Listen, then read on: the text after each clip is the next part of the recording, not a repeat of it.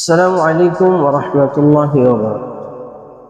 আল্লাহ তাআলার সিফতি নামের মধ্যে প্রসিদ্ধ একটি নাম আল্লাহ।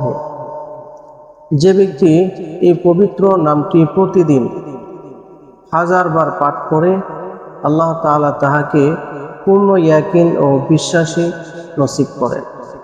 এবং যে ব্যক্তি শুক্রবার জুমার নামাজের পূর্বে পাক পবিত্র হইয়া একাকী নির্জনে বসিয়া 200 বার পাঠ করে, তাহার মনের আশা আকাঙ্ক্ষা আল্লাহ তাআলা পূর্ণ করে।